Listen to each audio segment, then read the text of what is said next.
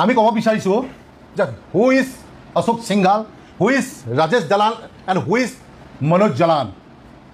তহঁতক এটা কথাই স্পষ্ট ভাষাৰে ক'ব বিচাৰিছোঁ, যদি এই কণী আৰু এই গেলা বিলাহী তহঁতৰ গাত যদি পৰিবলৈ মন নাই, ভালে ভালে জুবিন ক্ষেত্ৰৰ কিনাৰত যিসমূহ মাটি আছে দখল কৰি তহঁতে ৰাখিছ 38 বিঘা মাটি, ভালে ভালে এৰি দে, ভালে ভালে এৰি দিলে ভাল, নহ'লে অসমীয়া যুৱ মঞ্চ হৰি পৰিব তহঁতৰ ওপৰত জমকাল দেই।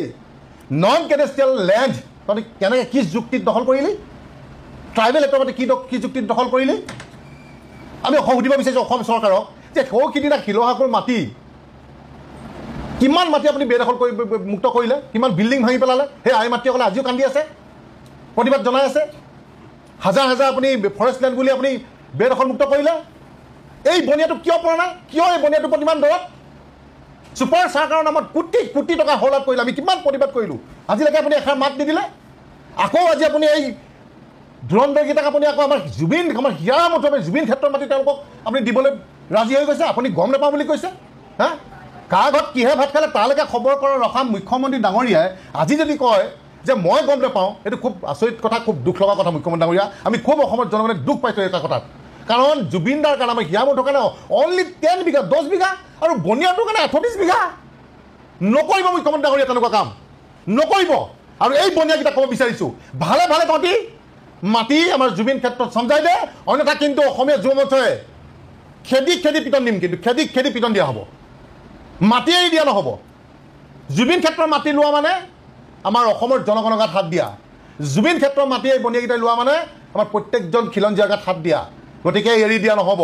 জুবিনদাৰ লগত যিকোনো ক্ষেত্ৰত যিমান যি হ'লেও ন' কম্প্ৰমাইজ, জেল দিয়ে, ফাঁচি দিয়ে, চৰকাৰে গুলি মাৰে, বাৰুণ কৰি আহিছোঁ যে জুবিনদাৰ ন্যায়ৰ লগতে এতিয়া আমাৰ কি আছে, এই 38 বিঘা মাটি এই যি মনোজ জালান, ৰাজেশ জালান আৰু যি এই অশোক সিংঘালে লৈ ৰাখিছে বিল্ডিং বনাবৰ কাৰণে, ব্যৱসায় মুনাফাৰ কাৰণে, এইটো হৈ দিবলৈ দিয়া নহ'ব, এই সম্ভৱ নহ'ব। আৰু কেতিয়াও অসমীয়া যুৱমঞ্চে এৰি নিদিয়ে। আৰু আমি গম পাইছোঁ ইতিমধ্যে অশোক সিংঘালৰ যি পুতেক আছে, এই পুতেকে বোলে প্ৰটেক্ট বুলি এটা বিল্ডিঙৰ কোম্পানীৰ নাম লৈ বহু মাটি অকুপাই কৰিছে, চৰকাৰী মাটি, আৰু ইলিগেল টাইপত বহুত বিল্ডিং বনাই আছে। গতিকে যদি প্ৰয়োজন হয় অসমৰ জনগণে চব বিল্ডিং লৈ ল'বলৈ বাধ্য হ'ব, চব বিল্ডিং, চব মাটি সম্পত্তি চব লৈ ল'ম।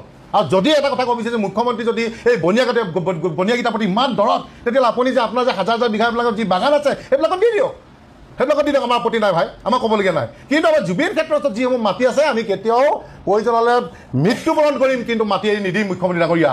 আপোনাক কিন্তু আমি স্পষ্ট ভাষাৰে কৈ দিছোঁ, আৰু স্পষ্ট ভাষাৰে আমি ক'ব বিচাৰিছোঁ এই বনিয়াকেইটাক।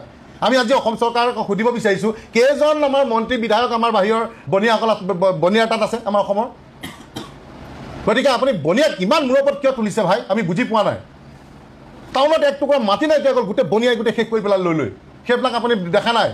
খালি আপুনি দেখি থাকে যে এই বাংলাদেশী ফৰেষ্টৰ মাটি বেদখল কৰিব লাগে, আমুকত বেদখল মুক্ত কৰিব লাগে। কিয় দূৰত বনিয়াৰ ওপৰত? বনিয়াই যে মিহিকেলে লুণ্ঠন কৰিছে আপুনি এইবোৰ দেখা নাই? ক'ত কি কৰে আমাৰ কথা নাই, কিন্তু এটা অসমীয়া জনগণে এটা স্পষ্ট কথা, আমি ইতিমধ্যে জুবিনদাৰ ন্যায় কাৰণে আমি চলো দিল্লী কাৰ্যসূচী আমি হাতত লৈছোঁ। অহা 10 নৱেম্বৰত আমাৰ যন্ত্ৰ মন্ত্ৰত আমাৰ বিক্ষোভ কাৰ্যসূচী আছেই, আৰু তাৰ লগতে সমান্তৰালকৈ আমি ক'ব বিচাৰিছোঁ, আমি 15 দিনৰ সময়সীমা আমি বান্ধি দিছোঁ চৰকাৰক যে এই যি মাটি বেদখল কৰিব লাগে, যি দখল কৰি থৈছে, এই বনিয়া তিনিটাই যি দখল কৰি থৈছে, এইটো আমাৰ বেদখল মুক্ত কৰি আমাৰ জুবিন ক্ষেত্ৰত সেই মাটি দি দিব লাগে। চিধা কথা, স্পষ্ট কথা। অন্যথা কিন্তু আমি অসমীয়া যুৱ মঞ্চ কিন্তু হাতত বহি নাথাকিম, ভৰাই বান্ধিলৈকে যদি আমি হাতত ল'বলৈ বাধ্য হ'ম।